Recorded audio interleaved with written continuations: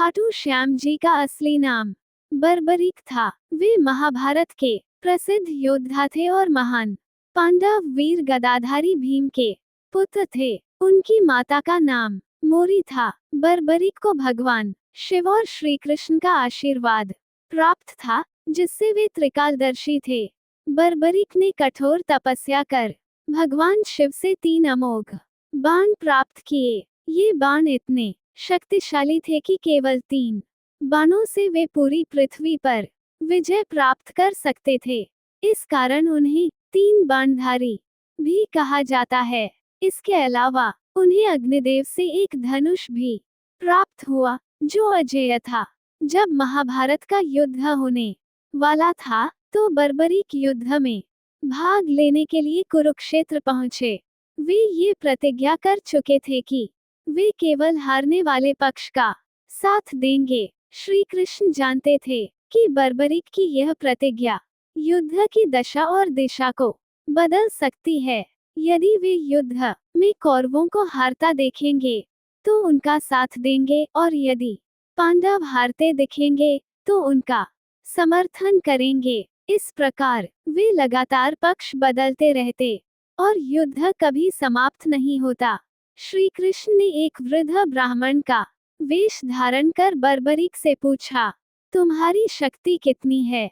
बर्बरीक ने उत्तर दिया, मेरे पास 3 बाण हैं और सिर्फ एक बाण ही पूरे युद्ध को समाप्त करने के लिए पर्याप्त है। कृष्ण ने उनकी परीक्षा लेने के लिए कहा, क्या तुम इन वृक्षों की सभी पत्तियों को अपने एक बाण से गिरा सकते हो? बर्बरीक ने अपना बाण छोड़ा और बाण ने सभी पत्तियों को गिरा दिया। कृष्ण ने एक पत्ती को अपने पैर के नीचे छिपा लिया, लेकिन बाण ने इसे भी भेदने की कोशिश की। तब श्री कृष्ण को बर्बरीक की शक्ति का आभास हुआ। श्री कृष्ण ने बर्बरीक से पूछा कि वे युद्ध में किसका पक्ष लेंगे। उन्होंने अपनी प्रतिज्ञा बताई कि वे पराजित पक्ष का साथ देंगे। तब श्री कृष्ण ने उन्हें समझाया कि उनकी यह प्रतिज्ञा युद्ध को अनंत बना देगी।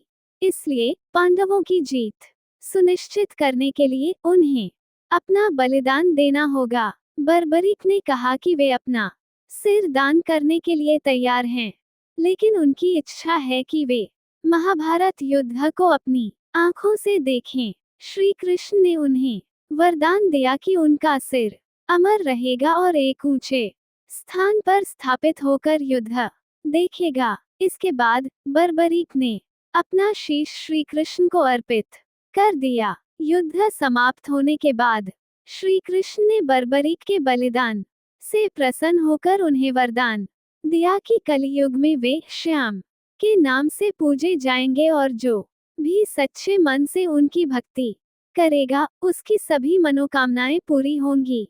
बर्बरीक का सिर बाद में राजस्थान के खाटू गांव में प्रकट हुआ और वहीं एक भव्य मंदिर स्थापित किया गया, जिसे खाटू श्याम मंदिर कहा जाता है।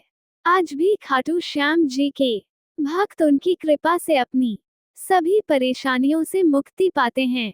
हारे का सहारा बाबा श्याम हमारा।